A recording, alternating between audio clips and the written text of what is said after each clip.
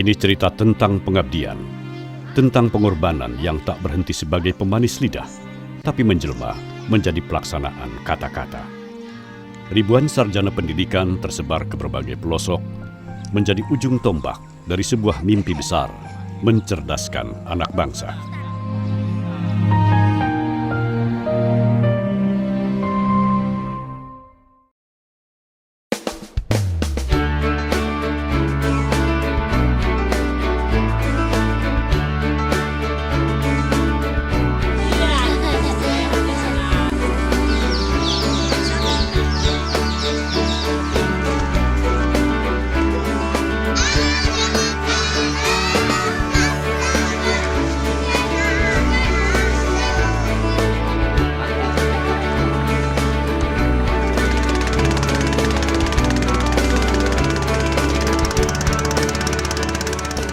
Hari telah jauh terang tanah ketika Asep Saifuddin, Sugih Gunawan, Arif Rahmanugraha, dan Aris Setiabudi menyusuri Sungai Tamiang di Rimba Pedalaman, Aceh Timur.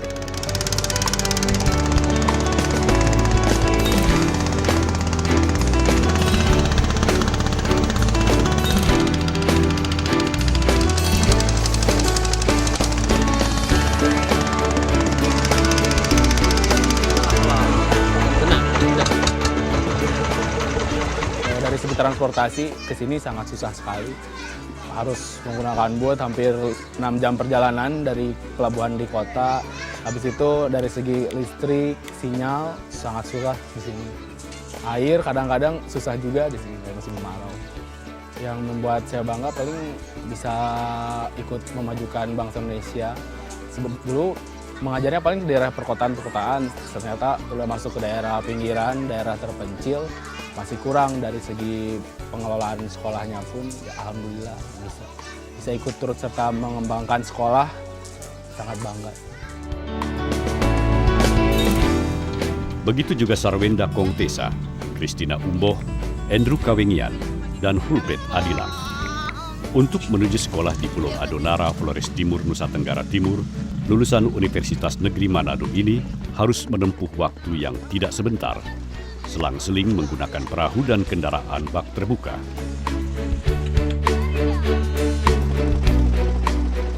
Waktu pertama kali datang, saya sangat kaget karena waktu pertama kali datang ternyata Bapak Kepala piara babi. Jadi tinggalnya sama Bapak Kepala selama seminggu, terus Bapak Kepalanya piara babi. Di samping kandangnya babi Bapak Kepala, ada lagi babi yang diikat. Pertamanya kaget gitu, wah babi besar-besar lagi babinya. Pengorbanan para pendidik di wilayah yang sebelumnya tidak mereka kenal ini menjadi ujian tersendiri. Betapa tidak, datang dari kota yang segalanya nyaris tersedia, mereka harus bersiasat untuk hidup dengan kondisi yang serba terbatas. Selama setahun, mereka akan mencurahkan segudang ilmu untuk para pelajar di pedalaman yang memang sangat membutuhkan sosok guru. Mengusung misi asah, asih, dan asuh, murid yang mereka hadapi adalah murid yang haus pendidikan dengan sentuhan kasih sayang.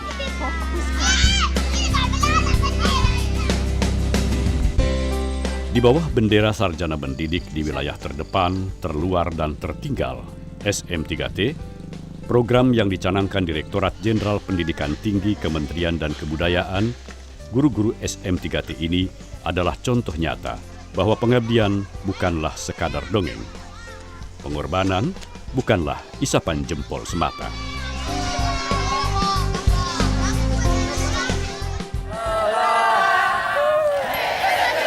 Untuk menjadi guru SM3T, mereka harus mampu melewati seleksi yang ketat, tersaring dari belasan ribuan peminat. Mereka juga harus menjalani gemblengan yang berat sebelum bertugas. Aceh atau Nusa Tenggara Timur hanyalah sebagian kecil, sebab penyebaran pasukan SM3T meluas di berbagai pelosok menjadi pilihan efektif agar daerah miskin guru di tanah air bisa teratasi.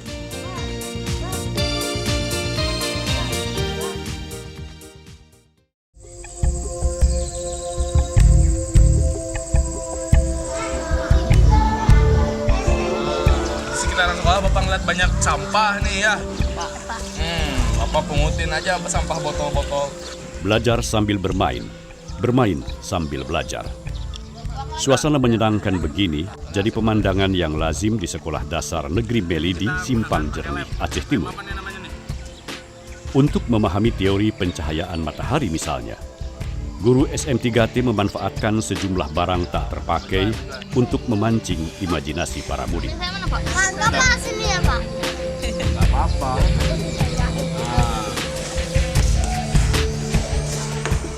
Mendidik seperti ini secara tak langsung memberi inspirasi bagi guru-guru setempat. Ada proses transfer ilmu yang mereka dapat.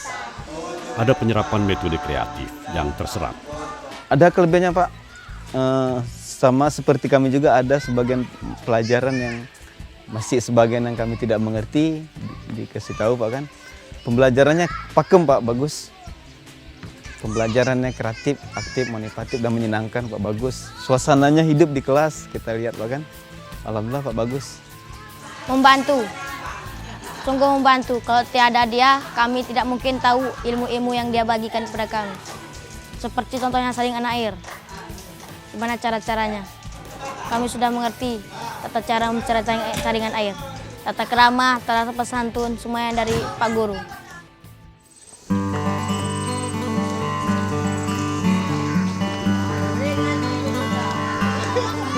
Di Simpang Jernih, murid adalah teman sejalan para guru.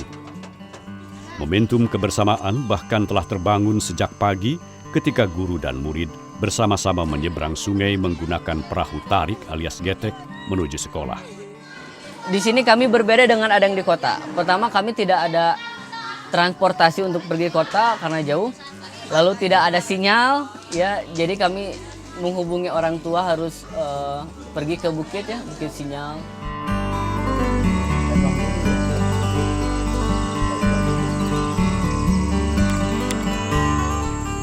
Bukit Sinyal memang menjadi satu-satunya areal di Simpang Jernih untuk melepas rindu pada keluarga. Disinilah, meski hilang timbul, jaringan telepon seluler bisa tertangkap. Komunikasi pun berlangsung jernih dengan cara meletakkan telepon di sela ranting pohon. Gerak sedikit, pembicaraan akan terputus.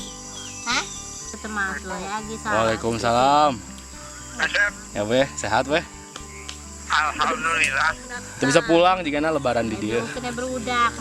Lebaran di dia. Lebaran di dia. Insya Allah puasa di gunung biasa.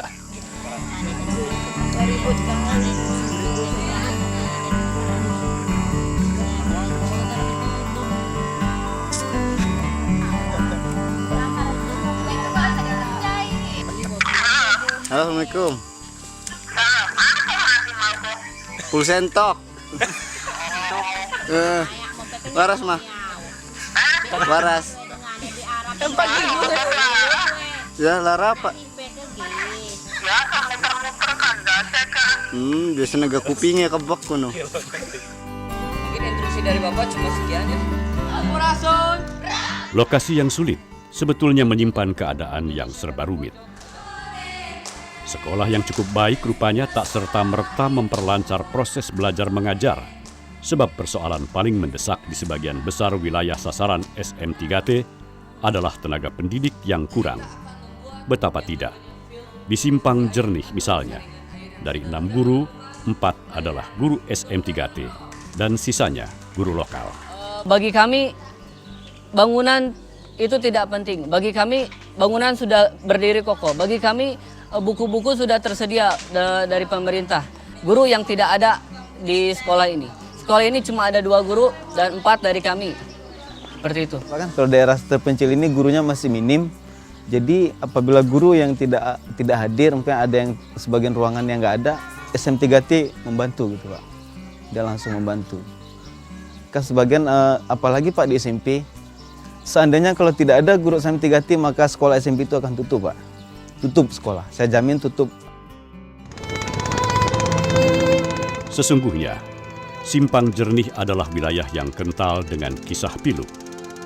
Di sini, duka pernah menggetarkan program SM3T. Itu terjadi ketika Geget Zaludio Sanua Anafi dan Winda Yulia gugur dalam tugas. setelah terseret deras arus sungai Tamiang dalam perjalanan menuju sekolah.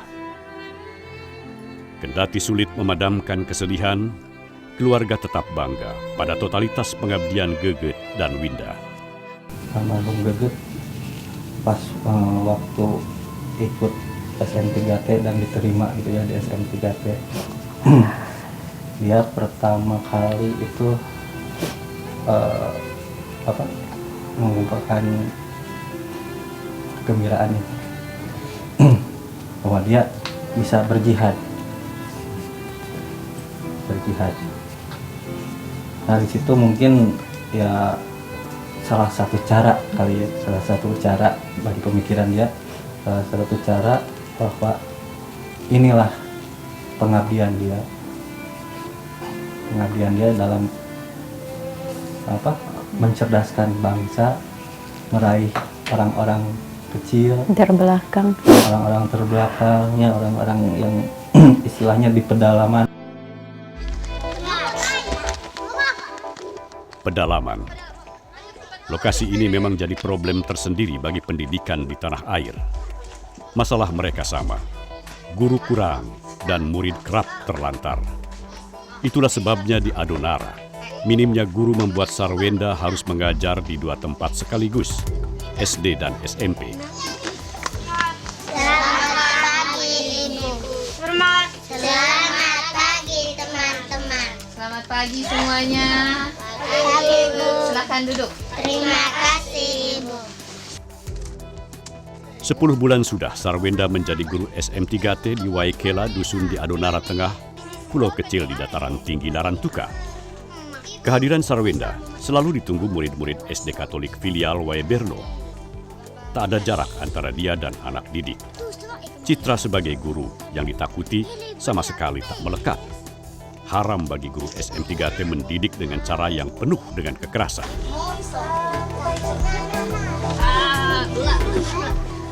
Saya senang kepada Kak Enda karena Kakak Enda itu baik, tidak kasar, lemah dan sabar. Guru-guru yang lain itu kasar, karena waktu kita tidak tahu, tidak mengerti, itu tuh dipukul. Waktu kita tidak tahu baca, tidak tahu tulis, itu ibu marah.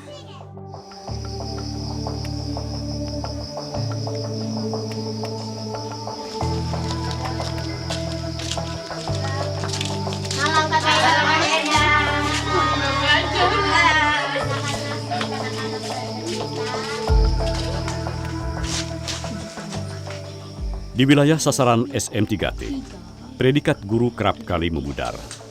Bagi mereka, urusan belajar dan mengajar tak cuma berlangsung di sekolah, sebab ketika malam tiba dan dalam keadaan yang serba minim, proses seperti itu tetap berlangsung.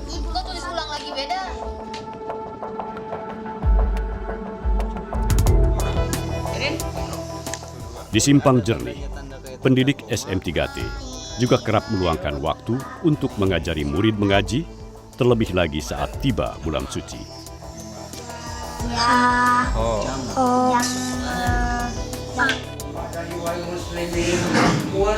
Status boleh saja sebagai guru, tetapi hakikatnya pendidik SM3T lebih dari seorang guru. Ada banyak hal di luar urusan sekolah yang mereka lakukan. Bisa dipastikan, setiap kali ada kegiatan di tengah masyarakat, pendidik SM3T selalu terlibat. Hadir di acara kendurian misalnya.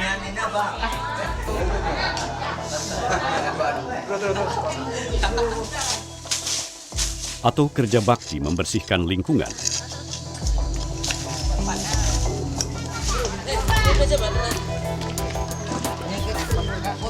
Atau lagi, membantu pembangunan sekolah baru.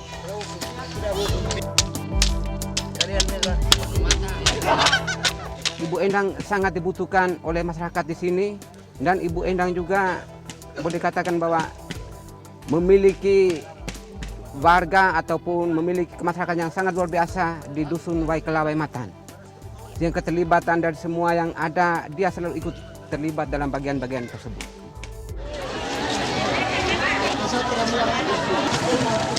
Bahkan ketika seorang warga meninggal dunia, Sarwenda pun tidak canggung untuk turut serta mengikuti proses pemakaman dengan ritual agama Katolik.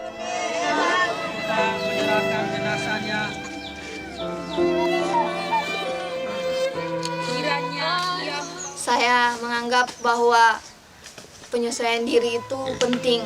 Saya harus menghormati adat mereka, kebiasaan mereka, terus keseharian mereka, terus anak-anak yang saya ajar saya anggap sebagai adik-adik saya sendiri.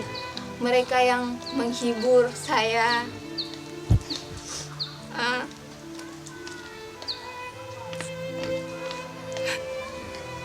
Saat saya sedih,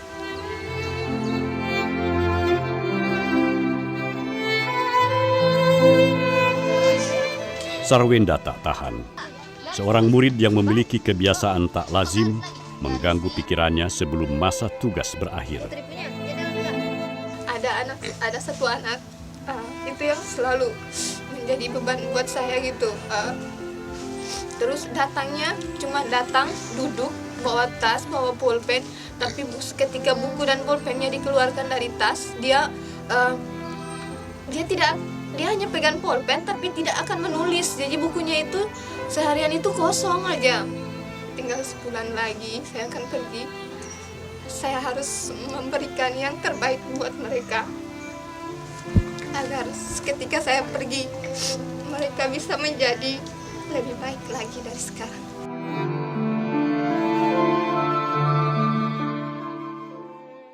Lancang kuning berlayar malam, lancang kuning berlayar malam. Kalau nakoda kuranglah paham, kuranglah paham. Alamatlah kapal akan tenggelam. Alamatlah kapal akan tenggelam. Lancang kuning berlayar malam. Lewat lagu Lancang Kuning, nyanyian rakyat Riau, sekumpulan bocah sekolah dasar di pedalaman Papua ini mencoba memahami bahwa Indonesia sesungguhnya tidak cuma Tiom, tanah kelahiran mereka yang terkepung lembah dan pegunungan.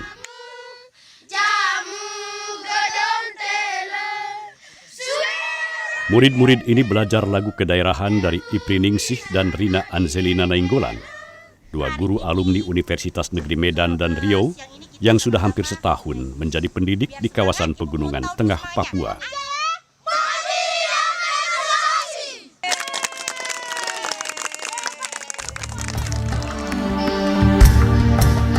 Galibnya guru SN3T, ada saja pengalaman unik yang mereka alami. Rina misalnya, seorang pemuda setempat, pernah mengajaknya menikah dengan mahar sekawanan babi, hewan paling mahal di pedalaman Papua.